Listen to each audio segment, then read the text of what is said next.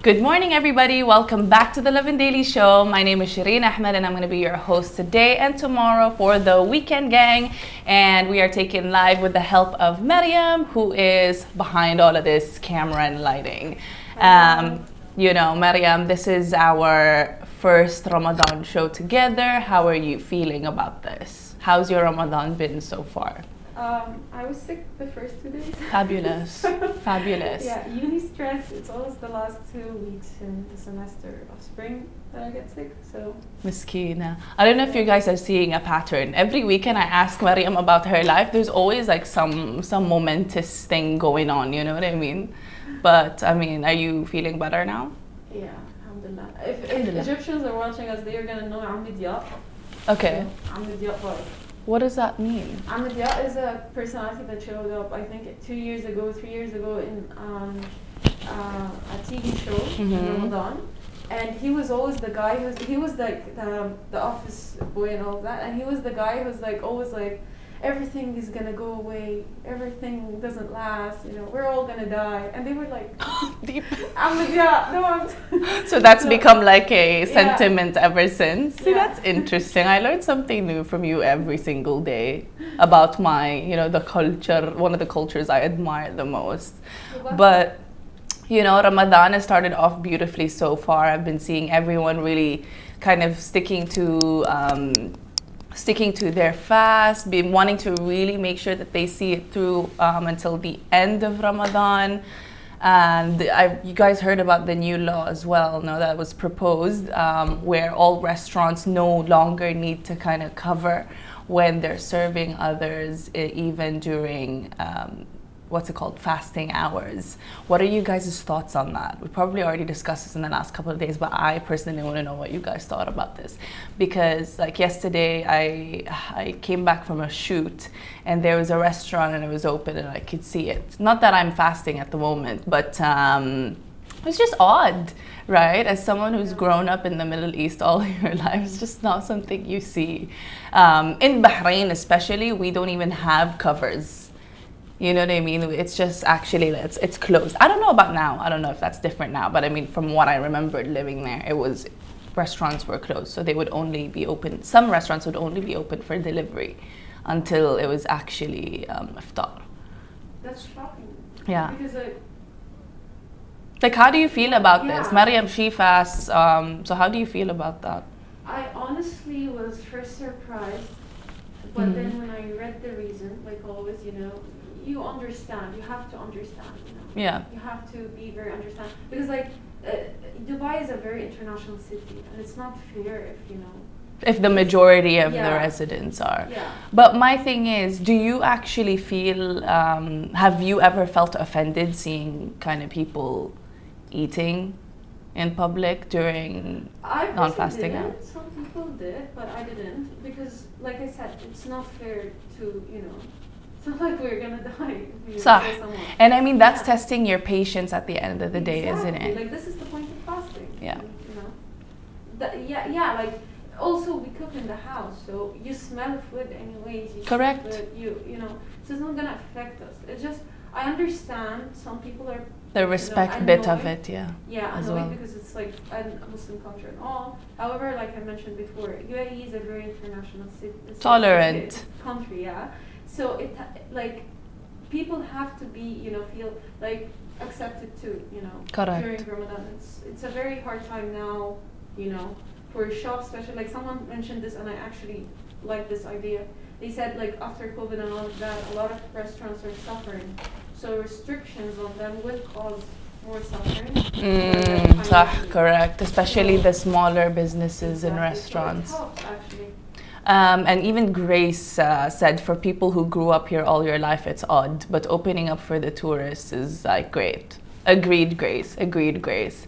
But yes, let's start with the stories that we have for you guys today. I don't know if you guys saw pictures of this. A lot of people were talking about it yesterday, but there's a moon-shaped lake in Dubai, and it is a must visit. So if you find yourself maybe somewhere in Al Qudra or wanting to go on a road trip to distract yourself from your hunger pangs before iftar, this could be an idea. I don't think it would take too much of your energy. For the people who aren't fasting, something to consider if you're available on weekdays or weekends. It looks beautiful. And hey, like, how beautiful in time for Ramadan that this moon crescent shaped little lake pops up. So for you guys watching on YouTube, Facebook, Twitter, you can probably see it here. Yes, so it's located in Al Qudra. I haven't personally seen it. I don't know if it's new, or maybe I'm not sure if I've seen it actually, no, because there's no cycling track around it. Right? I think it's new, definitely new. So, I mean, that's an idea if you guys want to check that out. Pack your camera, get ready for it. It's kind of reminding me of the pink lake-ish in Ras Al Khaimah. We really have a lot of beautiful lakes here in the UAE, so that's beautiful. Check that out. If you want to know exactly what you have to type on Google Maps to find this place, just make sure to head to lovindubai.com because we've got the exact coordinates on our website. We got you, basically. So yes, and it's interesting because I'm looking at the picture of it on Google Maps right now, and you really can see, obviously you can see from afar that it's really crescent shaped, and that's so cool. I want to check this out. This is on my list. Another reason why you can't get me to live out of Dubai. There's always something new to see, always something new. Okay, right? Yeah. Okay, and for people who are planning to start traveling, you guys, Emirates Airline is now trialing the IATA travel pass. We talked about this previously. It's basically they're going to be putting all your documents, COVID traveling documents, onto one thing. I think it's on the phone, an app. They already did the trial of this on the flight SQ308 with Singapore Airlines, and Emirates is next in line to take this trial on. So obviously this means, well, no more paper cuts. No more holding any of your documents and worrying if you left it at home or brought that with you, because everything will just be in one space. And this will, they'll be able to track if you've gotten your test, your COVID-19 test, or your vaccination. So that just makes it easier. It's like a digital passport, basically. Because, like my sister travels a lot recently because she lives in Germany. She's coming to visit us. And, it takes her a very, it takes her a very long time to actually, access, her documents and all of them, give it to them, especially there and here and all of that, and do the PCR. All of this is taking a lot of time and effort from the people. So I personally believe this is a very smart solution to make it faster, and also so that people don't get, And it's safer, right? Because we are still we are still in the pandemic, so you don't want to be passing papers left and right. Also, the waste of paper, not necessary anymore in 2021. If anything, we really need to be reducing that even more. Honestly, so I'm all for it, really. Yeah, honestly, I'm very proud of UAE for always trying to go to the eco, solution. Futuristic stuff. Yeah, the green one. So I'm very proud of them. I'm just going to say hi to a couple of people who have joined us on Instagram. Thank you so much. Angelo is here with us. He's like, see you soon. So I'm guessing you have plans on coming to Dubai. Love that for you. Tony, Faisal, good morning, guys. BJ, David from Italy, who's watching us from Italy. Thank you so much for tuning in. Mustafa, another one. I can't read this name. Harik, Krishan, thank you guys so much for tuning in. Oh my God, I like how everyone's starting to say good morning now. But thank you so much, everybody. Okay, cool. So we'll see what happens with that, with a digital passport. we'll obviously keep updating you guys on the process of this, but I guess the fact that it's being trialed by Emirates Airline, which is the national carrier of the UAE, Dubai, is already a good start. Next thing, Egyptian actor.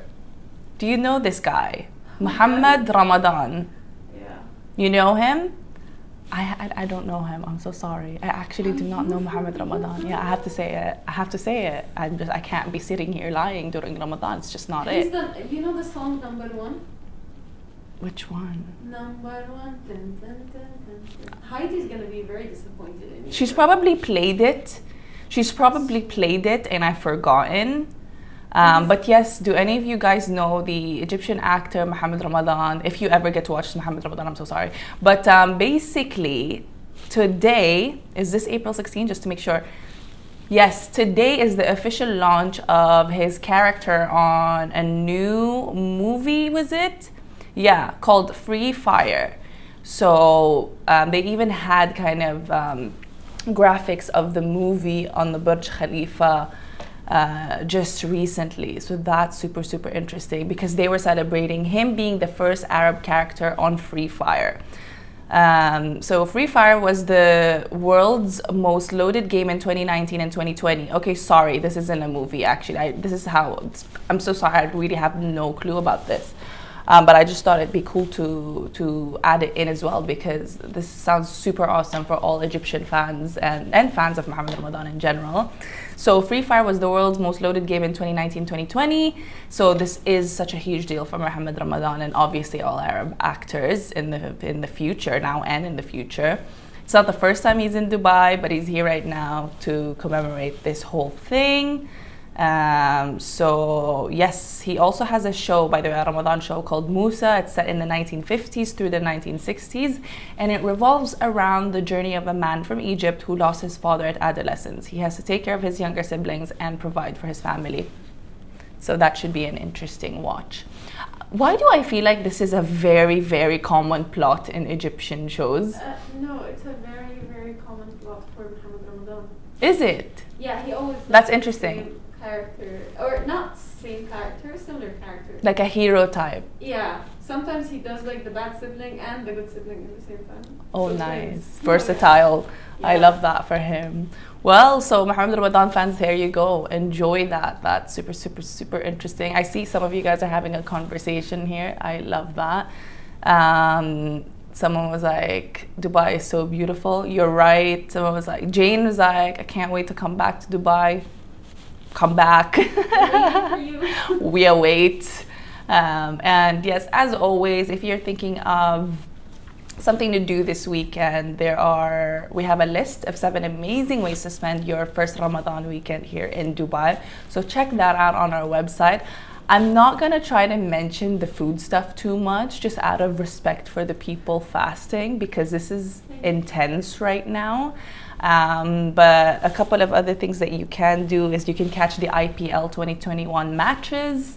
There's Ila Restaurant and Cafe that's offering something really cool for that, only for 49 dirhams.